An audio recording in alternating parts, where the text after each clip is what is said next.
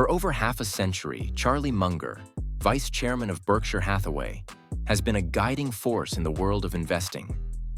Known for his sharp wit and clear thinking, his wisdom has shaped the decisions of countless investors. In this video, we've gathered some of his most powerful quotes on patience, risk, and the art of value investing. In my life, to give another example, the Mungers would have twice the assets they now have if I hadn't made one mistake of omission back in the 1970s. And really stupid. And I blew an opportunity that would have doubled my present net worth. That is a normal life. Well, I can't give you a formulaic approach because I don't use one. And I just mix all the factors, and if the gap between value and price is not attractive, I go on to something else. And sometimes it's just quantitative. For instance, when Costco was selling at about 12 or 13 times earnings, I thought that was a ridiculously low value just because the competitive strength of the business was so great and it was so likely to keep doing better and better. To have somebody that's lucked into a good position. So a great business would be what you'd like, and of course you'd like a great management too. And occasionally we've had both to ride together for a long, long period. But of course, everybody's looking for the same thing. And the trouble with it is you will find when you get into those good businesses, in a place that's picked over and analyzed as American stocks are, you can imagine the amount of time spent thinking about American stocks. The golden era of investing is over? Well, not forever. Why? Well, because I think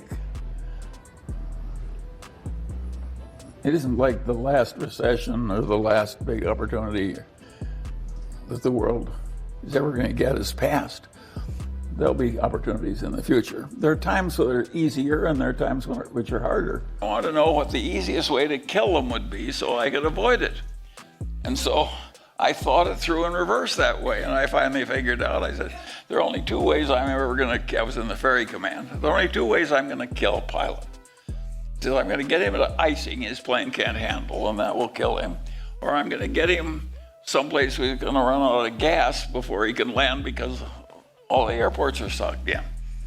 And I just was fanatic about avoiding those two hazards. Makes it a problem.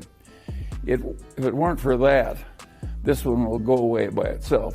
It happened by accident. We were in desperate trouble. We were on the eve of a great recession that could have been a Great Depression, and then followed by the rise of people like Adolf Hitler and so on and so on. So we faced a real catastrophe. The only weapon they had with this huge was to print money and spend it. And they did it. Well, of course, and they drove interest rates down to zero, or real interest rates.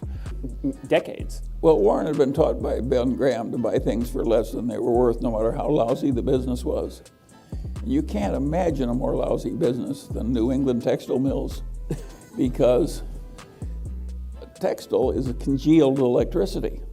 And the electricity rates in New England were about 60% higher than TVA rates. So it was absolute, inevitable, certain liquidation. Now, Warren should have known better than to buy into a totally doomed enterprise, but it was so damn cheap, he could buy it at a big discount from liquidating value.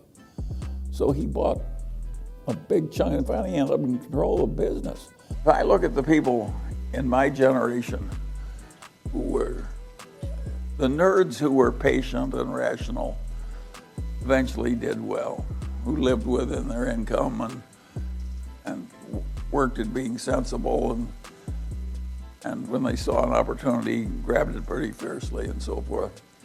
Were analyzed as American stocks are. You can imagine the amount of time spent thinking about American stocks.